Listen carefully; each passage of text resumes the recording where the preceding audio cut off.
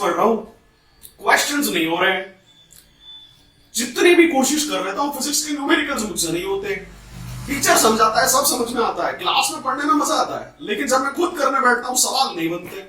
और यह समस्या एक या दो स्टूडेंट्स की नहीं है, भारत में हर एक स्टूडेंट के साथ यह समस्या है।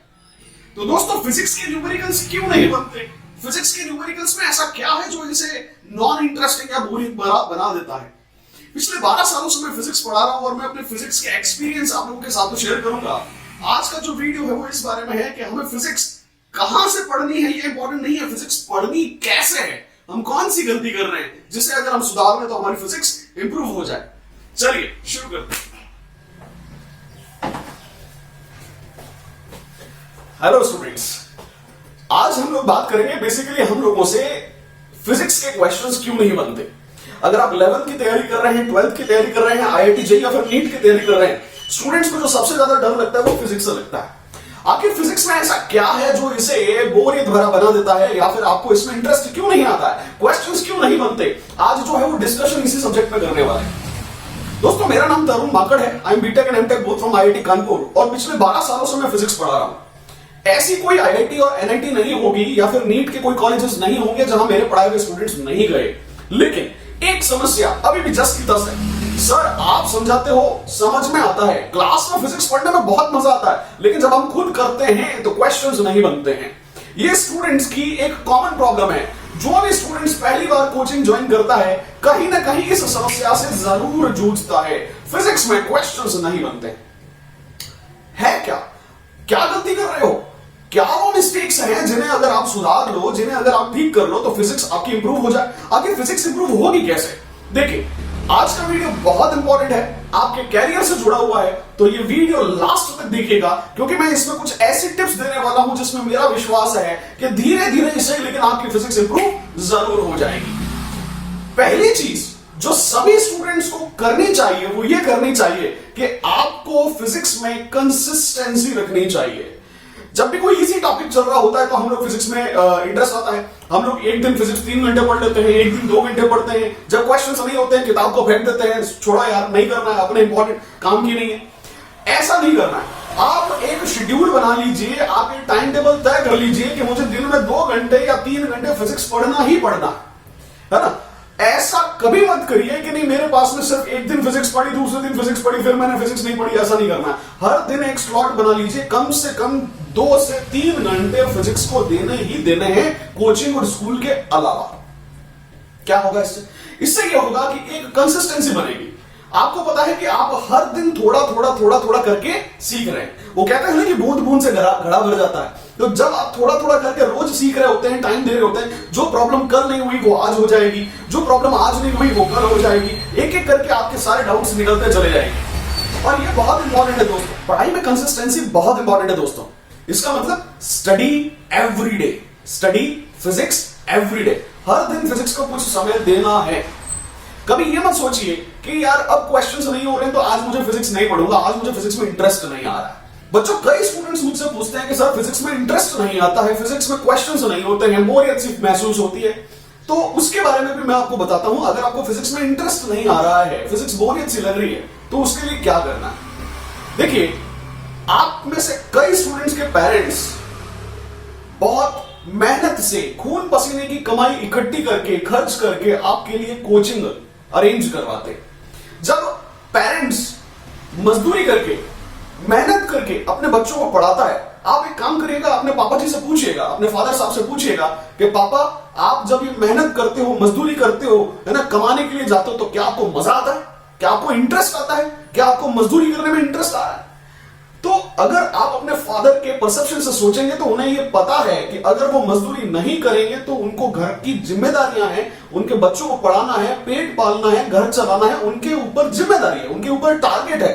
बात इंटरेस्ट की नहीं है, यह काम उन्हें करना है क्योंकि ये उनकी रेस्पॉन्सिबिलिटी है। उसी तरह से बात फिजिक्स या स्टडीज में इंटरेस्ट की नहीं है। अगर आपको डॉक्टर बनना है, अगर आपका टारगेट है कि आपको डॉक्टर बनना है, इंटरेस्ट नहीं भी आए तो भी पढ़ना है, ठीक है। आपको फिजिक्स अच्छी नहीं लगती है, ठीक है, फिजिक्स अच्छी नहीं है, लेकिन फिर भी पढ़ना है। ये आपकी जिम्मेदारी है कि आप डॉक्टर बने, इंजीनियर बने, IITian बने, आपको अपने पेरेंट्स के लिए पढ़ना है। इंटरेस्ट नहीं भी आता है तो भी इंटरेस्ट लाओ, अपने आप को उस काम में लगाओ। दूसरी जो सबसे बड़ी गलती स्टूडेंट्स करते हैं वो ये करते हैं कि वो कोचिंग क्लास या टीचर के भरोसे रह जाते हैं।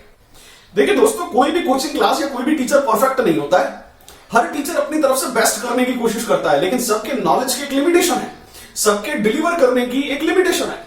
जरूरी नहीं है कि टीचर आपको हजारों प्रॉब्लम्स करवा देगा, किसी सब्जेक्ट का चैंपियन बना देगा, वो चीज संभव नहीं है। ऐसा नहीं हो सकता है कि टीचर के पास में जो भी नॉलेज है वो सारा का सारा नॉलेज स्टूडेंट को ट्रांसफर कर दे। टीचर के पास में 1-1.5 घंटे की क्लास होती है और उसे उसमें सबसे बेस्ट डिलीवर करना होता है, और कई बार इन सारी चीजों को देखते हुए, टाइम शेड्यूल को या फिर जो भी अवेलेबल टीचिंग टाइम है उसको देखते हुए कुछ कॉन्सेप्ट्स या एग्जांपल्स को जंप करना भी पड़ सकता है। क्या मतलब हुआ इसका मतलब ये हुआ कि जो भी गैप्स, जो भी कमियां टीचर ने छोड़ दी हैं, अगर कोई कॉन्सेप्ट, अगर कोई क्वेश्चन, अगर कोई न्यूमेरिकल, अगर कोई पॉइंट, अगर कोई सब्जेक्ट में इंपॉर्टेंट सा बिंदु अगर टीचर ने मिस कर दिया है, फिर आप किसके पास जाएंगे? इसलिए सिर्फ टीचर या कोचिंग क्लास के भरोसे नहीं रहें, आप टेक्स्ट बुक्स लगाएं। हर सब्जेक्ट में, चाहे वो फिजिक्स हो, चाहे वो केमिस्ट्री, बायो, मैथ्स, जो भी आपका सब्जेक्ट है उसके लिए कुछ बुक्स होती हैं। एनसीईआरटी की बुक्स हैं, उसको करनी चाहिए। जो भी रिकमेंडेड बुक्स होती हैं नीट की और आईआईटी जेईई की, उन्हें करनी चाहिए। टेक्स्ट बुक्स लगानी चाहिए। जो स्टूडेंट्स टेक्स्ट बुक्स नहीं लगा रहा है वो स्टूडेंट्स जरूर कुछ ना कुछ मिस कर रहा है, क्योंकि जो भी पॉइंट टीचर ने मिस कर दिया होगा वो आपको कहां मिलेगा? टेक्स्ट बुक में मिलेगा। जो भी टेक्स्ट बुक्स होती हैं वो up to the mark, completion के बहुत क्लोज होती हैं, उसमें सारे पॉइंट्स इंक्लूडेड होते हैं। यानी जो भी पॉइंट्स टीचर ने मिस कर दिए उनको कवर करने के लिए आपको डेफिनेटली टेक्स्ट बुक्स लगानी चाहिए। जो भी बुक्स आपकी हैं, चाहे वो एनसीईआरटी को हो, चाहे वो रिकमेंडेड बुक हो, चाहे वो गाइड हो, चाहे वो कुछ भी हो, ना, आपको स्टडी बुक्स लगानी चाहिए। फॉर एग्जाम्पल, आप ऑनलाइन क्लासेस ले रहे हैं, फॉर एग्जाम्पल आप किसी कोचिंग क्लास में जा रहे हैं, क्लासरूम में टीचर से जाके पढ़ रहे हैं। टीचर तो एक बार पढ़ाएगा, उसके बाद क्या आप क्या एक ही प्रॉब्लम टीचर से 4 बार पूछ सकते हैं? आपको डर लगेगा टीचर कुछ कह ना दे, इसीलिए हम लोग क्या करेंगे? बुक्स करेंगे। बुक्स को मैं कितनी भी बार पढ़ सकता हूं, अगर एक बार में कोई चीज नहीं समझ में आई, I can read it again, I can go it again and again and again. इसलिए हमेशा टेक्स्ट बुक्स लगाएंगे। दूसरा एक और पॉइंट यहां पर ये निकल के आता है दोस्तों, कि जब भी हम लोग टेक्स्ट बुक्स लगाते हैं तो उन टेक्स्ट बुक्स को आप कैसे लगाते हो? टीचर ने कोई कॉन्सेप्ट पढ़ा दिया और उसके पढ़ाने के बाद में हम लोग घर जाते हैं और वो किताब उठाते हैं और फिर देखते हैं कि टीचर ने जो पढ़ाया था उसमें हमको एडिशनली क्या चीज ऐड करनी है या फिर हमने और क्या चीज उसमें सीखा। ऐसा मत करिए। आप एक काम करिए, आप क्लास से पहले लगा के जाइए। तो जो मेरा नेक्स्ट टिप है वो ये है कि बिफोर गोइंग टू क्लास आप प्रिपेयर होके जाइए। आप टेक्स्ट बुक्स पहले से पढ़ के जाइए। आप ये पता करिए कि टीचर ने आज क्या पढ़ाया है। जैसे आप उस टेक्स्ट बुक में जाते हैं, आप ये देखिए कि उसका अगला टॉपिक क्या है। आप हमेशा टीचर से एक कदम आगे चलिए।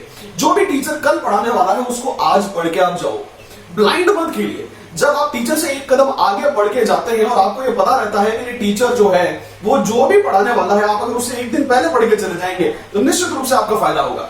सब्जेक्ट चाहे फिजिक्स हो, केमिस्ट्री हो, मैथ्स हो, बायो हो, जो भी आपके सब्जेक्ट्स हो, साइंस हो, अगर आप टीचर से एक कदम आगे चलते हैं तो इसके बेनिफिट्स आपको ही होंगे। तो आप पता करिए कि बेसिकली टीचर क्या पढ़ाने वाला है। जो भी टीचर ने आज पढ़ाया है उसको घर पे जाकर के देखने की बजाय आप वो देखिए जो टीचर कल पढ़ाने वाला है। हर टॉपिक का, हर चैप्टर का एक सीक्वेंसिंग होता है। चाहे आपका सब्जेक्ट फिजिक्स हो, चाहे केमिस्ट्री हो, चाहे मैथ्स हो, चाहे बायो हो, आप टीचर से एक कदम आगे चलिए। जब आप टीचर से एक कदम आगे चलते हैं, वो पहले से पढ़ के जाते हैं जो टीचर पढ़ाने वाला है, तो न सिर्फ घर पे आपको सारी चीजें आपने एक बार देख ली।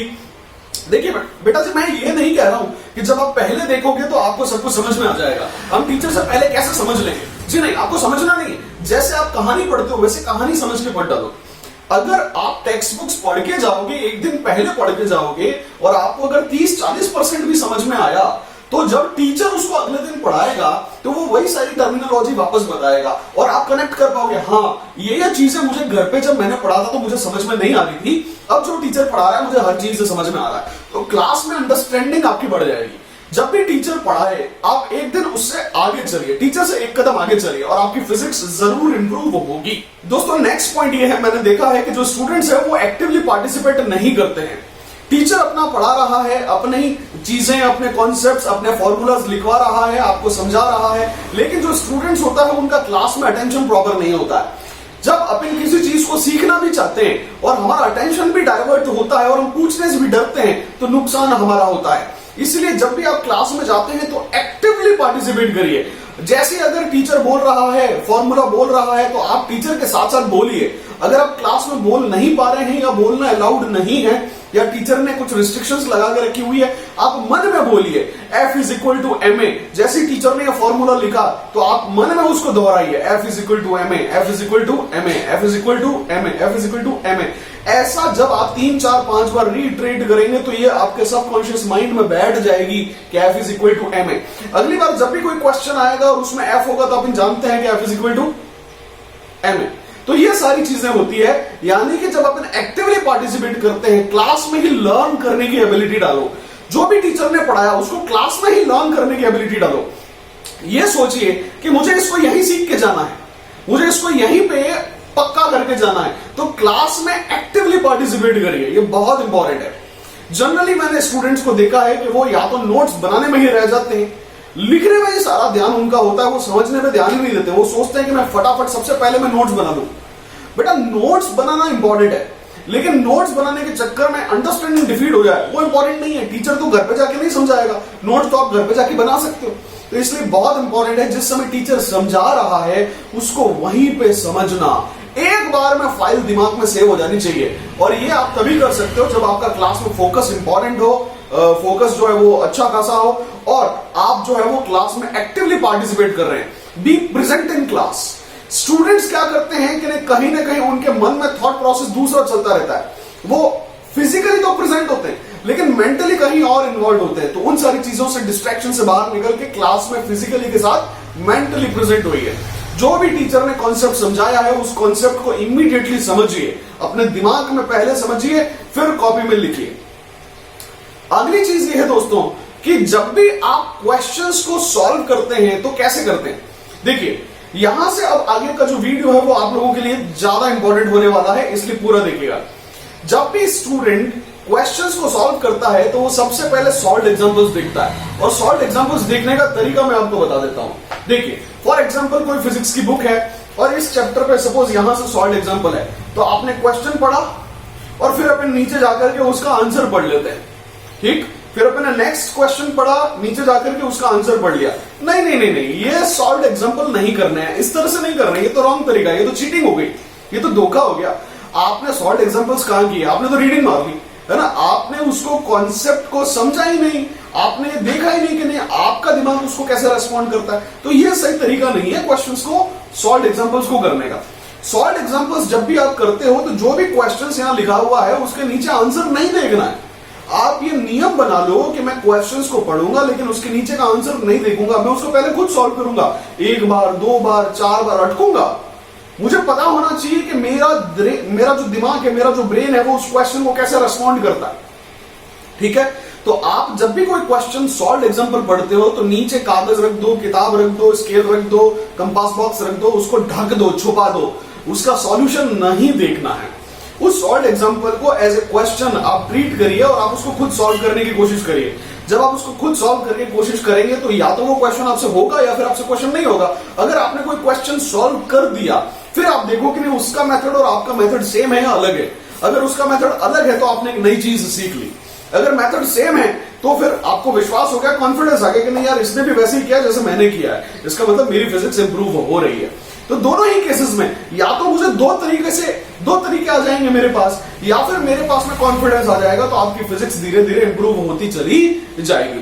सपोज आपने सॉल्व किया और नहीं आया, नहीं हुआ, तो आप लास्ट में जाकर के उसको देख सकते हैं कि यार इसने कैसे किया है, और फिर उसको खुद दोबारा करिए, उसको दोबारा करिए कि नहीं हाँ यार ये फॉर्मूला मैं ऐसा लगाऊंगा मेरा आंसर आ जाएगा, ठीक है। तो जब भी अपन सॉल्व एग्जांपल्स करते हैं it is like making a brain map. आपने ऐसे बहुत सारी प्रॉब्लम्स देखी होगी जिसमें पजल्स पूछी जाती है कि यार एक पर्सन है वो ए पॉइंट पे खड़ा हुआ है और एक पर्सन उसको बी पॉइंट पे जाना है, उसको रास्ता खोजो। रास्ता खोजने वाली जितनी पजल्स होती है, फिजिक्स भी एग्जैक्टली सेम है। ये क्वेश्चन है और ये इसका सॉल्यूशन है। आपको बीच में ब्रेन मैप बनाना है, उसका रोड मैप बनाना है, उसका सॉल्यूशन का मैप बनाना है। ये इक्वेशन लगाऊंगा ये मिल जाएगा, फिर ये इक्वेशन लगाऊंगा यहां से वैल्यू उसमें डालूंगा, ये कैलकुलेशन क्या होगी, कौन से फॉर्मूलेज लगेंगे, ये आपको समझते चले जाना है, इसका ब्रेन मैप बनाना है। नेक्स्ट पॉइंट ये है जितने ज्यादा क्वेश्चंस करोगे उतनी ज्यादा फिजिक्स इंप्रूव होगी। जो नीट के स्टूडेंट्स हैं बेटा, आप जो सबसे बड़ी गलती करते हो वो ये करते हो थ्योरी पढ़ के चले जाते हो, है ना। ये बायो नहीं है, कि भैया थ्योरी पढ़ ली और सब कुछ समझ में आ गया। नहीं, एक सवाल भी पैटर्न चेंज हो गया फंस जाओगे भैया। इसका मतलब यह है कि आपको जय अनुमानी ज्ञान गुण सागर नहीं करना है, आपको रटना नहीं है। Physics can not be mugged up, है ना, it can not be cramped, it has to be understood. Concepts को समझना है। कैसे कॉन्सेप्ट्स बनेंगे? क्वेश्चंस करने से बनेंगे। अलग अलग क्वेश्चंस करिए, जितने न्यूमेरिकल्स कर सकते हो उतने खुद करने की कोशिश करो। न्यूमेरिकल्स भी दो तरह के होंगे, एक कॉन्सेप्ट पे बेस्ड होगा, थ्योरी पर बेस्ड होगा, और एक न्यूमेरिकल पर बेस्ड होगा। तो जब भी अपन फिजिक्स के क्वेश्चंस करते हैं, पहले आप कॉन्सेप्ट या थ्योरेटिकल क्वेश्चंस को पहले करो।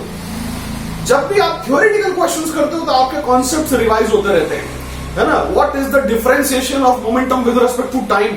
और मोमेंटम p, टाइम के साथ में differentiation dp by dt। dp by dt क्या होता है? Newton second law of force होता है। हाँ, फोर्स, तो आंसर ए आया, फोर्स।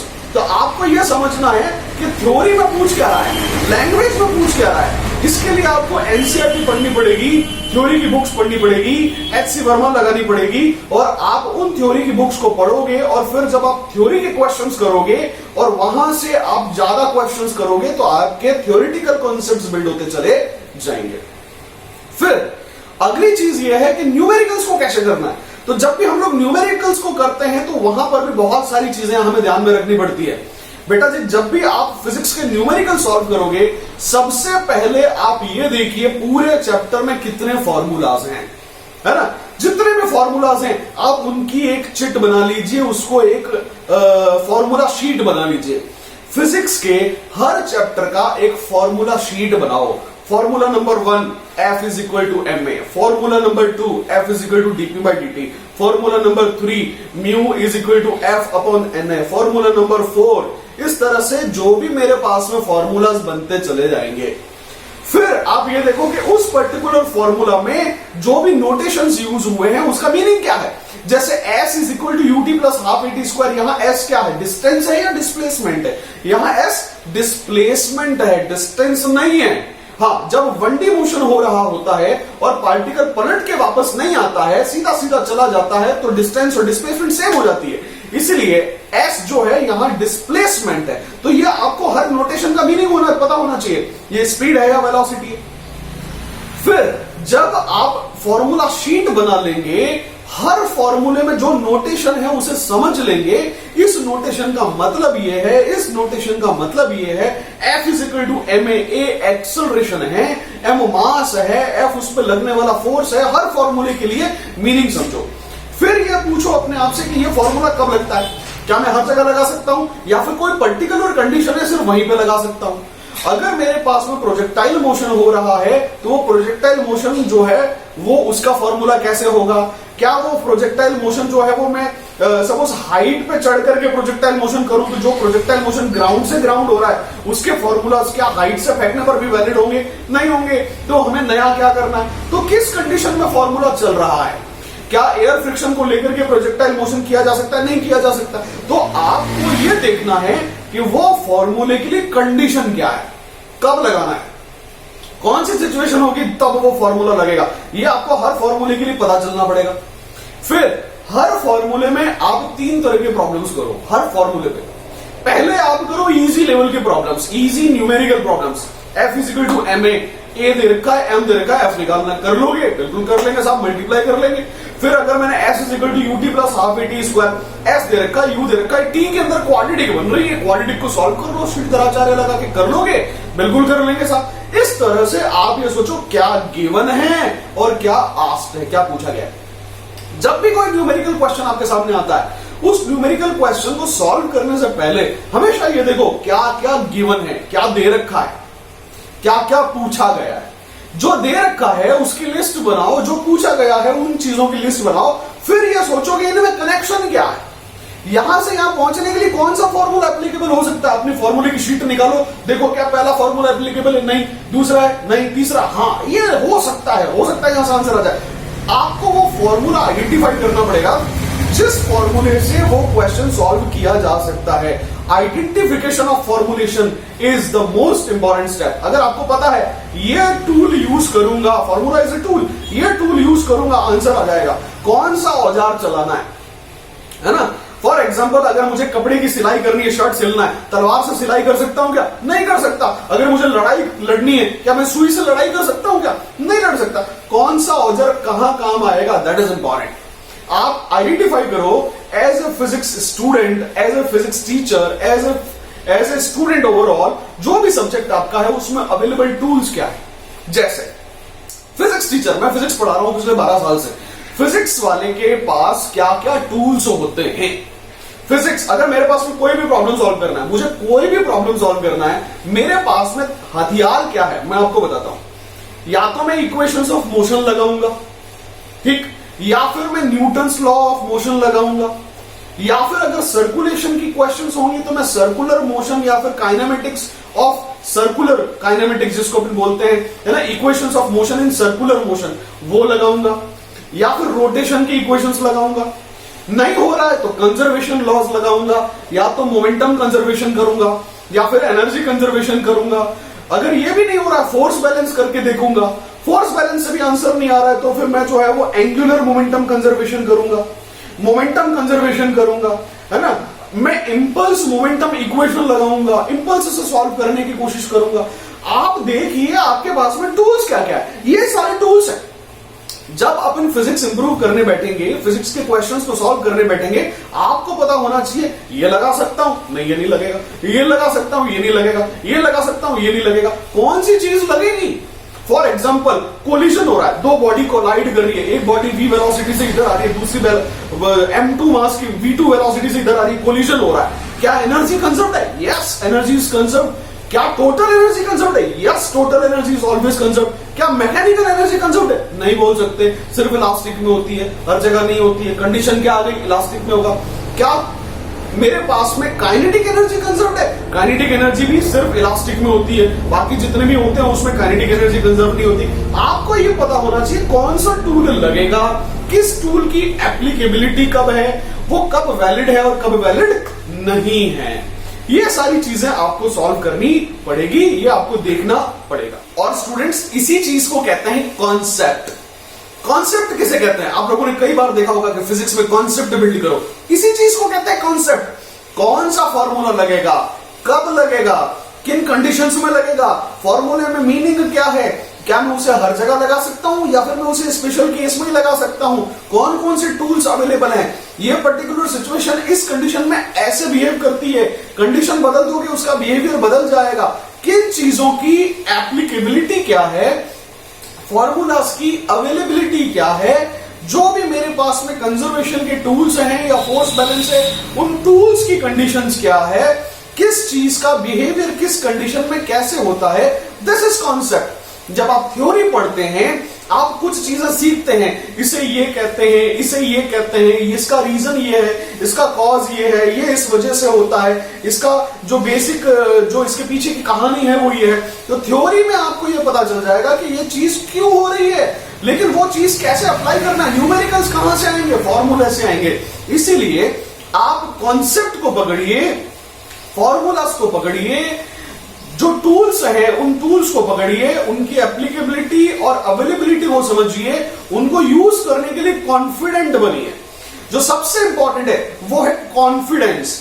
जनरली मैंने देखा है स्टूडेंट्स जब फिजिक्स के प्रॉब्लम्स को सॉल्व करते हैं तो वो पहले ये सोच के सॉल्व करते हैं कि ये प्रॉब्लम तो मुझसे सॉल्व नहीं होगी, इसका आंसर तो मेरे से नहीं आएगा। तो जब आप इस नेगेटिव माइंडसेट से फिजिक्स को सीखना चाह रहे हो, क्या आपके कभी पॉजिटिव रिजल्ट्स आएंगे? क्या फिजिक्स कभी इंप्रूव होगी? नहीं होगी। हमेशा ये सोचिए, ये प्रॉब्लम मैं इसको अभी कर लूंगा, ये प्रॉब्लम अभी सॉल्व करता हूं, ये प्रॉब्लम लाओ मेरे सामने। तो कॉन्फिडेंस के साथ में फ्रंट फुट पे खेलिए। फिजिक्स जो है आईआईटी जेईई और नीट के जो एग्जाम्स हैं वो बैकफुट पे खेलने का नाम नहीं है। आप डर के फर्स्ट रैंक ला सकते हो क्या आप डर के सेलेक्ट हो सकते हो कि नहीं यार मुझे तो बहुत सब्जेक्ट में डर लग रहा है और मेरा सब्जेक्ट इंप्रूव हो जाए? ये तो कॉन्ट्राडिक्टरी बातें हैं। आपको अगर सब्जेक्ट इंप्रूव करना है तो आगे बढ़ के खेलना पड़ेगा, फ्रंट फुट पे खेलना पड़ेगा। फिजिक्स के क्वेश्चंस को करने के लिए कॉन्फिडेंस रखना पड़ेगा, डरना नहीं है। देखो डर लगता है, हर स्टूडेंट को डर लगता है, क्वेश्चंस नहीं बनेंगे, लेकिन शुरू तो करो, क्वेश्चंस करना शुरू तो करो। तो आप कॉन्फिडेंस के साथ में, पॉजिटिव एटीट्यूड के साथ में क्वेश्चंस को अटैक करो, क्वेश्चंस को सॉल्व करो, क्वेश्चंस को जो है वो आप पीछे पड़ जाओ। जब तक वो क्वेश्चन नहीं होते हैं तब तक आपको हार नहीं माननी है, रुकना नहीं है। दूसरी चीज, आप लोगों ने कहावत बड़ी अच्छे से सुनी होगी, practice makes a man perfect. देखिए, practice makes a man perfect तो ठीक है, लेकिन मैं जो कहता हूं वो ये कहता हूं कि practice makes a man habitual. कोई भी काम अगर आप 3, 4, 5, 10, 15 बार कर लोगे, फिर आपको उस काम में डर नहीं लगेगा। फॉर एग्जाम्पल, अगर आप डॉक्टर हैं और अपने लाइफ का पहला ऑपरेशन कर रहे हैं, आप कांप रहे होंगे, लेकिन अगर आप अपने लाइफ का, सर्जरी लाइफ का, जो डॉक्टर लाइफ का सपोज 500वां या 1000वां ऑपरेशन कर रहे हैं, अब आपको डर नहीं लगता, अब आपको पता है कि ये काम मैं 500 बार कर चुका हूं। सिमिलरली, फर्स्ट टाइम जब भी कोई स्टूडेंट किसी क्वेश्चन को सॉल्व कर रहा होता है तो थोड़ा सा डर मन में लगता है। कई बार स्टूडेंट्स जो है वो क्वेश्चन देख के नहीं डरते हैं, लेकिन उसके ऑप्शंस देख के डर जाते हैं। उनके दिमाग में ये चीज आ जाती है कि यार इतने भयंकर भयंकर ऑप्शंस हैं, ये तो मुझसे नहीं होगा, है ना। तो जब आप पहले ही डर जाते हो, ऑप्शंस को देख करके घबरा जाते हो, तो आप उसको कैसे सॉल्व करोगे? इसीलिए पहली चीज ये है कि आप क्वेश्चन से डरे नहीं। ऑप्शंस देख करके कभी भी घबराना नहीं चाहिए। आपने क्वेश्चन को सॉल्व ही नहीं किया और 4 ऑप्शंस देख करके मन में ये डिसाइड कर लिया कि आप इस क्वेश्चन को कर ही नहीं सकते। अगर इतना आसान है आपको हराना, तो नीट IIT JEE में 25 सवाल के 25 सवाल में जो ऑप्शंस आने वाले हैं, अगर वो IIT JEE डरावने ऑप्शंस डाल दे तो शायद आप तो पेपर ही छोड़ के आ जाओगे। नहीं, इसीलिए कभी भी क्वेश्चंस को देख करके घबराना या डरना नहीं चाहिए। हमेशा कॉन्फिडेंस के साथ में क्वेश्चंस करिए, हमेशा खुद पर विश्वास रखिए कि मैं इस क्वेश्चन को सॉल्व कर सकता हूं, मैं इसके लास्ट तक जा सकता हूं, मैं आंसर निकाल सकता हूं।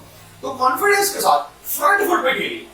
देखिए दोस्तों, IIT JEE या नीट जो है, ये बैक फुट में खेलने का नाम नहीं है, ये फ्रंट फुट में खेलने का नाम है। क्वेश्चन आया, आगे बढ़ के छक्का लगाओ, क्वेश्चन से डरो नहीं, क्वेश्चंस को बोलो कि मेरे पास में जो है ये क्वेश्चन जो है वो मैं इसको सॉल्व कर सकता हूं। तो दोस्तों, इस वीडियो में हम लोगों ने ये देखा कि अगर आप फिजिक्स को डेली कुछ समय देते हैं, अगर आप 3 घंटे 4 घंटे डेली फिजिक्स पढ़ते हैं, एक कंसिस्टेंसी के साथ में फिजिक्स पढ़ते हैं, तो आपकी फिजिक्स इंप्रूव होना स्टार्ट हो जाएगी।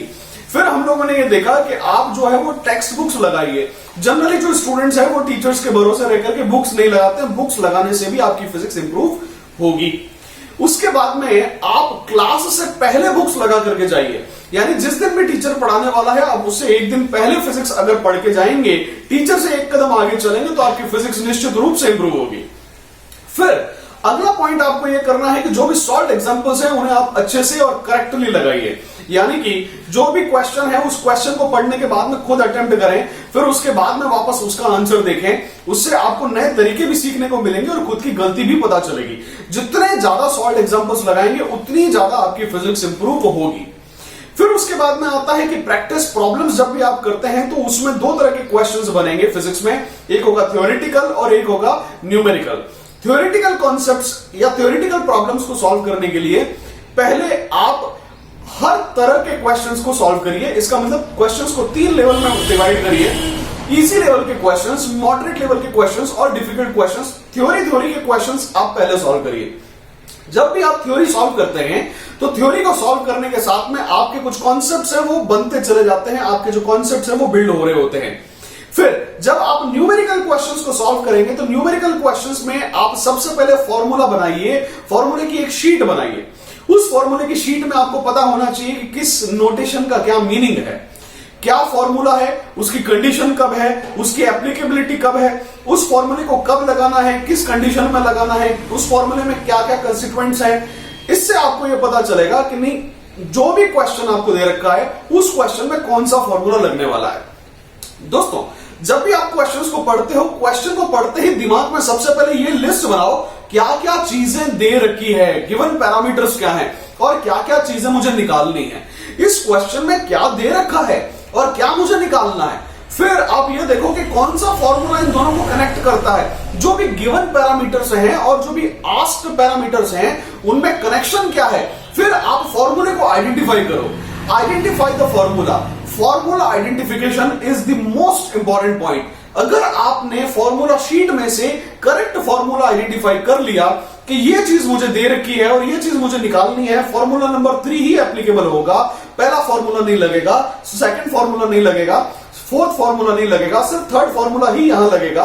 तो यहां से भी आपको यह पता चल जाएगा कि कौन सा फॉर्मूला कब लगेगा। उसके बाद आप जब भी ये प्रोसेस करते हैं आपके साइमल्टेनियसली आपकी जो कॉन्सेप्ट रीबिल्डिंग है वो प्रोसेस जारी रहना चाहिए। फॉर एग्जांपल आपने कॉन्सेप्ट पढ़ा, उसको सॉल्व किया, अगर उसका आंसर मैच कर गया तो अपने आप को यह बोलिए कि नहीं जो भी मैंने सीखा है वो बिल्कुल सही है। अगर उसमें आंसर मैच नहीं करता है और फिर आप ये देखो कि नहीं उसमें आपने नया क्या सीखा, कहां गलती हो रही थी, किस वजह से क्या हो गया, दोस्तों से पूछो, सॉल्व एग्जांपल्स देखो। जब आप दूसरे की हेल्प लेकर के आंसर तक पहुंचेंगे फिर अपने कॉन्सेप्ट्स को दोबारा से करेक्ट करिए कि मेरे पास में ये फॉर्मूला ऐसे लगता है, इस कंडीशन में लगता है। जब आप न्यूमेरिकल क्वेश्चंस कर रहे हो, आंसर मैच नहीं करता है और आपने 2-3 बार एफर्ट्स करके जो डिफिकल्ट लेवल के क्वेश्चंस हैं उनको जब सॉल्व करके आंसर तक पहुंचते हो, वापस कॉन्सेप्ट रीबिल्डिंग पे जाओ कि ये फॉर्मूला ऐसे लगेगा लेकिन इस पर्टिकुलर कंडीशन में इसका बिहेवियर ऐसा है। इसी तरह से कंटिन्यूअस कॉन्सेप्ट रीबिल्डिंग करते चले जाइए। जब भी आप क्वेश्चंस को सॉल्व करेंगे आप ये देखिए कि नहीं जो भी कॉन्सेप्ट रीबिल्डिंग है ये आपको हेल्प करेगा कि नहीं आप एक दिन जरूर सक्सेस पे पहुंचेंगे। देखिए जो भी सब्जेक्ट है वो एक दिन में तो इंप्रूव नहीं होगा, it is a step by step process. आज थोड़ा सा सीखा, कुछ चीजों को इंप्रूव किया, कल थोड़ा सा सीखा, जो पहले से आता है वो तो आता है, कुछ चीजें और नहीं सीखी, फिर और नई चीजें सीखी, तो आपकी एप्लीकेबिलिटी वास्ट होती चली जाएगी। आपकी एप्लीकेबिलिटी वास्ट होती चली जाएगी, आप जो सब्जेक्ट है उसमें धीरे धीरे कमांड हासिल करते चले जाएंगे। ऐसा कहा जाता है कि athletes prepare for 15 years to give the performance of 15 seconds। यानी प्रैक्टिस बहुत ज्यादा जरूरी है। अब जितनी प्रैक्टिस घर पे करेंगे, जितने क्वेश्चंस को सॉल्व करेंगे, जहां अटकेंगे टीचर्स की हेल्प लेंगे, अपने साथियों की हेल्प लेंगे, अपना ऑनलाइन वीडियो जाके देखेंगे, किताबों की हेल्प लेंगे, सॉल्व एग्जांपल्स की हेल्प लेंगे। जब आप एक्सटर्नल हेल्प लेते हैं, टीचर्स की हेल्प लेते हैं, वहां से कॉन्सेप्ट रीबिल्ड होता है और धीरे धीरे धीरे धीरे अगर अपने सब्जेक्ट पर काम करते चले जाएं तो यह मेरा विश्वास है कि इन ए ड्यू स्पैन ऑफ टाइम आपका फिजिक्स जरूर इंप्रूव होगा। दोस्तों आशा करता हूं कि आज की जो टिप्स हैं वो आप लोगों के लिए काफी यूजफुल रहे होंगे। मिलते हैं नेक्स्ट वीडियो में, तब तक जम के पढ़ो, कुछ बन के दिखाओ, कुछ करके दिखाओ। सक्सेस आपका वेट कर रही है दोस्तों। Have a nice day, bye bye.